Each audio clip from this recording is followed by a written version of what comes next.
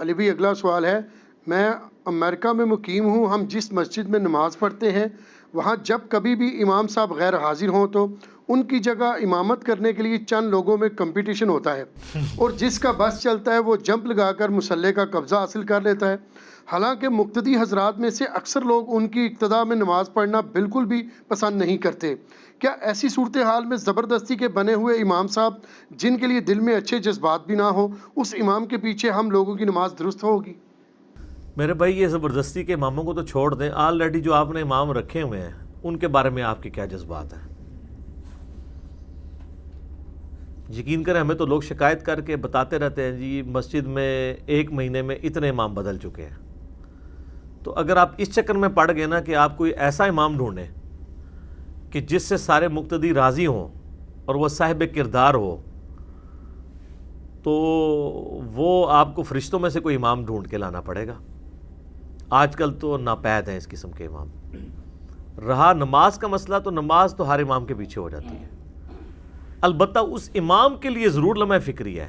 یہ حدیث جامع ترمذی میں اور سنن ابن ماجہ میں موجود ہے، ابو داؤد میں بھی ہے، اس کی سند ضعیف ہے، لیکن ترمذی والا اس کا طریق جو ہے نا وہ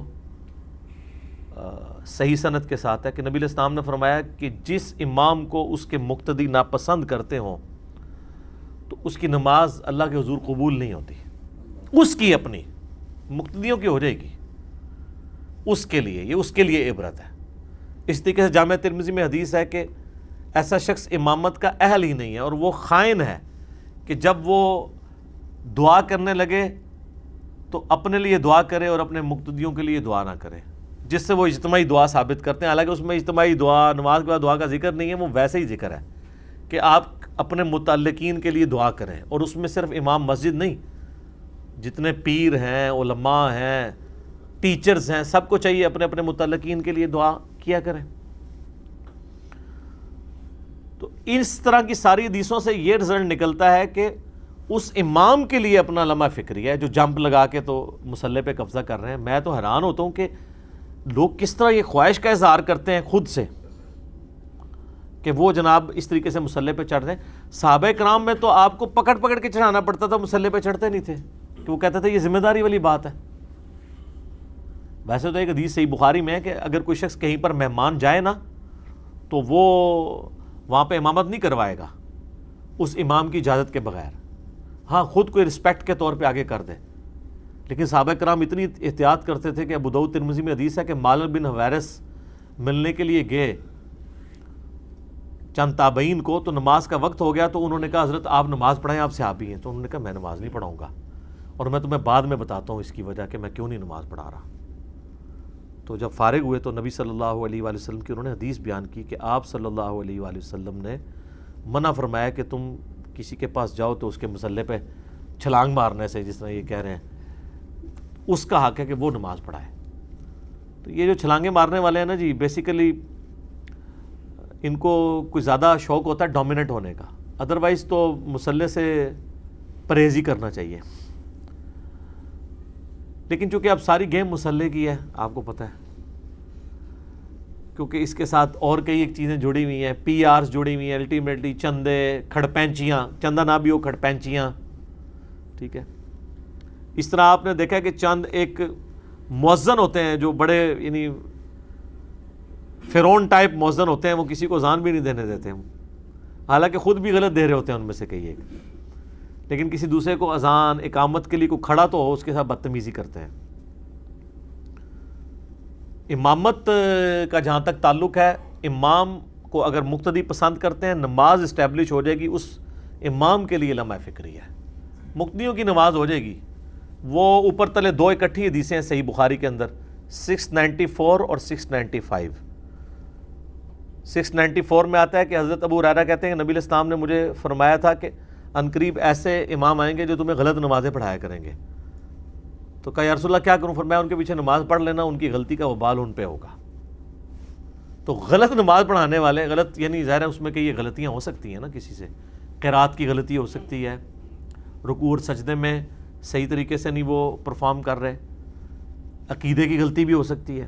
عقیدے کی غلطی پہ تو 695 صحیح بخاری کی اس پہ گواہ ہے کہ سیدنا عثمان غنی رضی اللہ تعالیٰ عنہ کو جب محصور کر دیا بلوائیوں نے تو ایک صحابی حاضر ہوئے, انہوں نے کہا کہ آپ ہمارے امام ہیں. ظاہر خلیفۃ المسلمین ہی امام ہوتا تھا نا اس وقت. امام کا مطلب واقعی امام تھا, یعنی وہ دین, دنیا, سیاست, آخرت, ہر چیز کا امام کے طور پہ اپنے زمانے کے لوگوں کو لیڈ کر رہا ہوتا تھا. تو مسجد پہ باغی امام کا قبضہ ہے, یہ ہمیں نمازیں پڑھاتا ہے, ہمیں خدشہ ہے کہ ہم گناہ میں نہ مبتلا ہو جائیں, تو آپ ہمیں کیا حکم دیتے ہیں؟ تو عثمان نے کہا کہ نماز تو مسلمانوں میں ایک اجتماعی نیکی کا کام ہے, نیکی کے کاموں میں ان کا ساتھ دو, برائی میں ان سے الگ رہو. اس حدیث میں امام بخاری نے باب باندھا ہے کہ باغی اور بدعتی کے پیچھے نماز پڑھنے کا حکم, اور انہوں نے حضرت عثمان کے اس فتوے سے یہ رزلٹ نکالا ہے کہ اگر امام بدعتی باغی بھی ہو, یعنی بد عقیدہ ہو, عقیدے کی خرابی بڑی چیز ہے. یہاں لوگ کہہ رہے ہیں جی امام رفع دین نہیں کرتا, ہم نماز پڑھ لیں. بھئی رفع دین نہ کرنا بڑی خرابی ہے, یہ کسی امام کا بد عقیدہ ہونا, بدعتی ہونا بڑی خرابی ہے. نماز ہو جائے گی, اس کی غلطی کا وبال اس پہ ہے. باقی یہ کہنا کہ امام رفع دین نہیں کرتا تو ہم بھی اس کی اقتداء میں کریں, امام کی اقتداء آپ نے انتقال ارکان میں کرنی ہے کہ امام سے پہلے رکوع نہیں کرنا, امام سے پہلے سجدہ نہیں کرنا. اگر امام کی اقتداء 100% کرنی ہے تو پھر امام اگر ٹوپی میں ہے تو آپ ٹوپی پہنے, امام پگڑی میں تو آپ پگڑی پہنے, یہ تو پاسبل ہی نہیں ہے. امام اگر سنت چھوڑ رہا ہے اس کا وبال اس پہ ہوگا, آپ سنت کے مطابق نماز پڑھیں گے. میں ساتھ ساتھ چھوٹے چھوٹے جنہوں کہتے ہیں چب کٹتا جانا, وہاں نٹی گریٹیز بھی بیان کرتا جاتا ہوں تاکہ کوئی اس میں سے غلط رزلٹ لے گا. باقی امامت کی شرائط بھی تو پتہ ہونی چاہیے نا, کہ جمپ مار کے مسلح پہ چڑھ جاتے ہیں. امامت کی شرائط تو ہنسنا شروع کر دیتے ہیں. سر صحیح مسلم میں 4 شرائط آئی ہیں امامت کی. نبی علیہ السلام فرمایا کہ امام اس کو بناؤ کہ جو سب سے زیادہ کتاب اللہ کا علم جانتا ہو. اگر کتاب اللہ میں بھی سب برابر ہو, پھر سنت کا علم جو جانتا ہو, سنت میں بھی برابر ہو, پھر جو جس نے پہلے ہجرت کی ہے, عمر میں سینئر نہیں, دین کے اعتبار سے سینئر. اس زمانے میں ہجرت ایک بینچ مارک ہوتی تھی نا, اور اگر اس میں بھی برابر ہو تو پھر تم عمر میں جو بڑا ہو اس کو دیکھو. اچھا, عمر سے پہلے دین میں جو سینئر ہے, کتاب اللہ اور سنت کا علم, کتاب اللہ سنت کے علم میں ظاہر ہے کہ علم دین شامل ہے, پھر اس کا اپنا دین کے اعتبار سے عمل بھی ظاہر ہے اس میں داخل ہوگا. پھر عربی کی پروننسیشن, یہ نہ ہو کہ وہ ہے بے تے پڑھتا ہو, زبر کو زیر, زیر کو پیش پڑھتا ہو, یہ بھی نہیں ہونا چاہیے. نبی علیہ السلام کے مبارک زمانے میں تو معاذ ابن جبل کہتے ہیں کہ میں, بخاری مسلم میں آتا ہے کہ میں نبی علیہ السلام کے پیچھے عشاء کی نماز پڑھتا تھا, پھر اپنی قوم کی امامت کرتا تھا عشاء میں جا کے, اور 6 سال عمر تھی. چھوٹی عمر میں امامت کیا کرتے تھے وہ, اس لیے کہ قرآن زیادہ جانتے تھے وہ. اصل چیز تو یہ ہے, یعنی سینیارٹی کا لیول یہ تھا, عمر کا بڑا ہونا نہیں تھا. یہاں پہ تو دیکھتے ہیں کہ جس کی لمبی داڑھی ہے, زیادہ ایجڈ ہے, چاہے وہ قرآن بھی غلط پڑھتا ہے, اس کو آگے ممبر مطلب مصلی پہ کھڑا کر دیتے ہیں. تو جو واقعی اہل ہو اس کو کھڑا کریں. تو یہ 4 شرائط ہیں, کتاب اللہ کا علم, سنت کا علم, اور اس کے بعد دین میں جو سینئر, اس زمانے میں ہجرت کے اعتبار سے, آج کل یعنی دین کے اعتبار سے, اور اگر اس میں برابر ہے پھر عمر میں. 2 اور شرائط بھی ہیں, وہ صحیح مسلم میں نہیں ہے, وہ مولانا شریف میں ہے. تو ہم نے چونکہ مولانا شریف اور مسلم شریف کو الگ الگ رکھا ہوا ہے, وہ آپ فقہ حنفی کے علماء سے پوچھیں کہ وہ جو 2 شرائط ہیں بڑی گندی گندی, جو علی بھائی ہر دفعہ نہیں بیان کرتے ہیں, تو ایک بار مہربانی کر کے میڈیا کے سامنے آ کے اپنے بزرگوں کی کارستانی دس دو کہ آپ کے بزرگوں نے وہ 2 شرائط اور کون سی لکھی ہیں.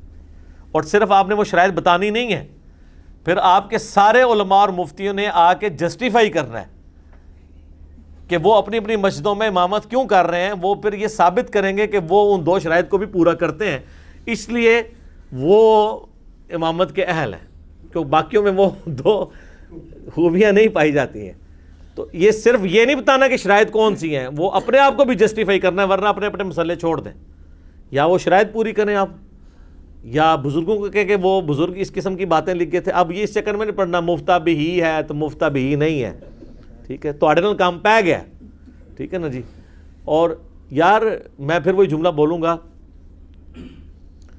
کہ اکثر ماں باپ اپنی اولاد کی وجہ سے منہ چھپاتے پھرتے ہیں ان کے برے کرتوتوں کی وجہ سے.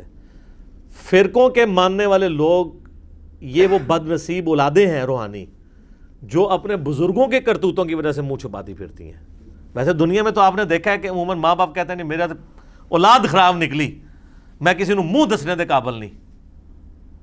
لیکن فرقوں کے جو ماننے والے ہیں نا, یہ اولادیں ایسی ہیں کہ جو اپنے بزرگ بابوں کی وجہ سے کسی کو منہ دکھانے کے قابل نہیں ہے نا ایسے یہ فرق. ٹھیک ہو گیا. جزاک اللہ.